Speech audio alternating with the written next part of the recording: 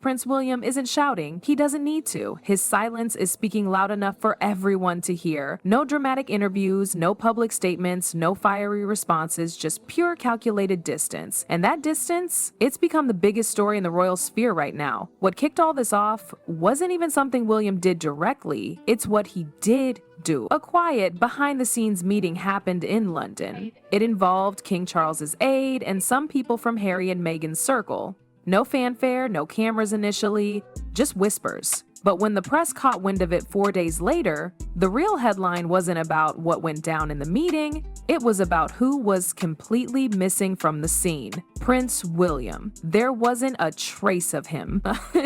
No aide from his office, no representative, not even a polite statement pretending he wished the couple well. It was as if the meeting never even crossed his radar, or more likely, he made sure everyone knew he wasn't giving it an ounce of attention. That's the strategy. William's entire approach to Harry now feels like a professional chess game. Every move is quiet, controlled, and deadly precise. This isn't about being petty or emotional, it's about preservation of image, of the monarchy, of his peace. He's not reacting to the chaos. He's refusing to even enter the arena. According to insiders close to the palace, William doesn't talk about Harry anymore. At all. Not in passing, not behind closed doors, not even to vent. His name isn't mentioned, his antics aren't acknowledged, and most importantly, there's no interest in reconnecting. Not now, maybe not ever. One royal source described it in the bluntest way possible. Forgiveness, not happening, not even a topic. And it makes sense when you really think about it. Harry and Meghan haven't exactly been subtle these last few years. There's been a steady stream of jabs, some obvious, some thinly veiled. Documentaries, interviews, memoirs. It's been a media carousel, and the common theme? The royal family always takes the hit. Meanwhile, William and Catherine, they've stayed on script. No public outbursts, no reactive interviews, just clean, composed appearances that scream, we're above this. It's almost become their brand, dignity through silence. And that's what makes William's recent non-response so powerful. It wasn't passive, it was surgical.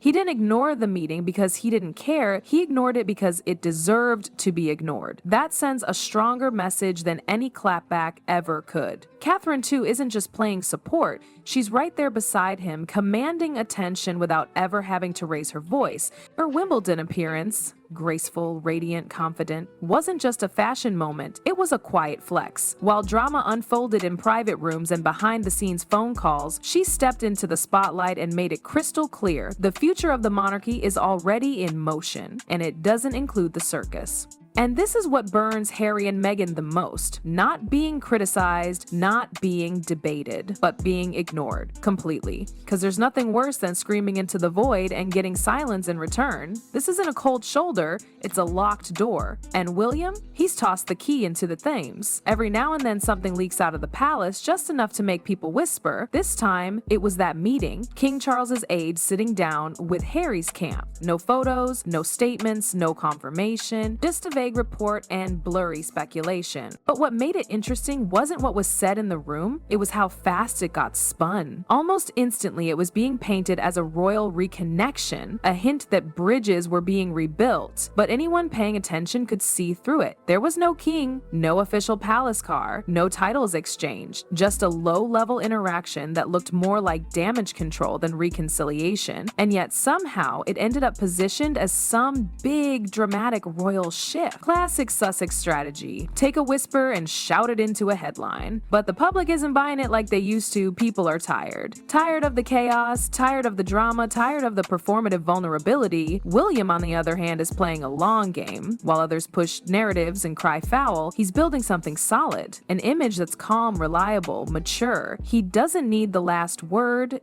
He doesn't even need a word at all. His silence has become a shield, and it's working better than any statement ever could. It's not just personal anymore, this is institutional. William isn't just a brother, he's the future king of England. Every handshake, every outfit, every public appearance, it all serves a larger purpose. That Wimbledon appearance wasn't randomly timed. It clashed perfectly with the leak of Harry's meeting, and it stole the spotlight effortlessly. Catherine looked poised, regal, completely in control. There was no forced vulnerability, no oversharing, just presence. The contrast couldn't be clearer. While Harry's camp tried to hint at some secret royal access, the Wales family was right there in the open, fully embraced by the nation. That's the difference. One side needs mystery to stay relevant, the other shines in plain sight. Catherine's style even tells the story. Her wardrobe doesn't scream, it states. Structure, confidence, elegance, each dress feels like a silent message. We've got this. It's subtle power, and it's hitting harder than any interview Harry and Meghan could ever give. There's also something deeper happening here.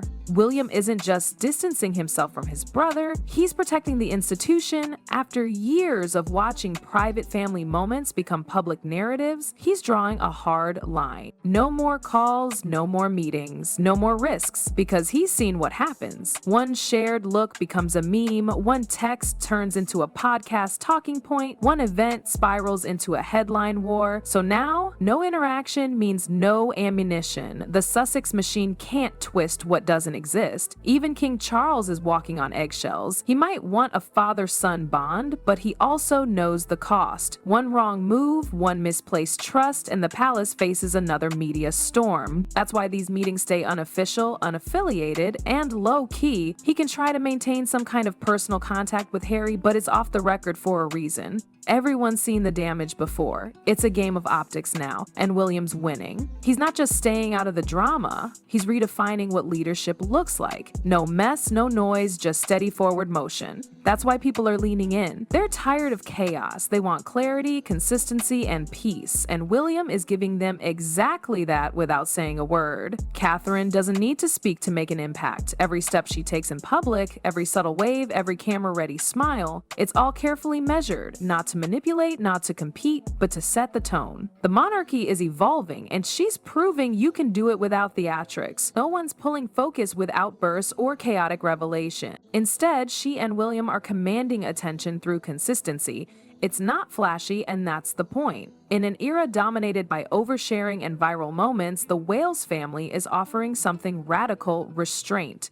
They don't need to comment on drama because they don't live in it. They've created a bubble of peace, and anything outside that doesn't make it in. There's a reason people are responding to that. The royal family has always been about symbolism. Whether it's balcony waves, ribbon cuttings, or ceremonial events, it's never really about the words, it's about the message. And right now, the message is clear. William and Catherine are the face of stability. Behind closed doors, insiders say William is more focused than ever. He's got his eye on the long term, preparing for a future role that demands patience and precision. There's no room for distractions. And Harry, in William's mind, is the definition of a distraction. It's not just about the past, it's about the pattern. Every interaction with the Sussexes seems to come with a follow-up wave of controversy. A look becomes a headline, a meeting becomes a media circus. That's why William's cut off the oxygen. No more interactions, no more fuel. The beauty of this approach is that it's immune to spin. You can't manipulate silence. You can't reframe what never happened, and without participation, Harry and Meghan are left narrating a story no one else is part of. That's not a collaboration, it's isolation. Even the tabloids, once eager to stir up drama between the brothers, are starting to pivot. With nothing new to dissect, they're turning their attention to what William is doing, not what he isn't. His royal engagements, his charity work, his appearances with Catherine and the kids, those moments are starting to dominate coverage again. That's the power of discipline. While others chase headlines, William is building something real, and the public is noticing. Approval ratings are climbing, royal watches are praising his composure. Even critics are finding it hard to poke holes in a strategy that's so boringly effective. Meanwhile, Harry and Meghan are stuck in a loop. Every attempt to re-enter the narrative seems louder, more desperate, more disconnected from what the public actually wants. The more they push, the more they're ignored. And that silence, it's becoming deafening. Williams locked the door, and it's not personal, it's professional. He's showing the world what leadership looks like when it's not chasing applause. And in doing so, he stripped the Sussexes of their favorite tool, flame. Without interaction, there's nothing to twist. No snub to dramatize, no cold glance to analyze, just distance. And in that distance, William's reputation grows stronger. The monarchy isn't just surviving, it's recalibrating. With William and Catherine leading the charge, it's finding its footing in a noisy world. Not by yelling louder, but by refusing to yell at all. In the end, that's the lesson here. Power doesn't always come from being the loudest in the room. Sometimes it comes from knowing when to walk out, shut the door behind you, and never look back.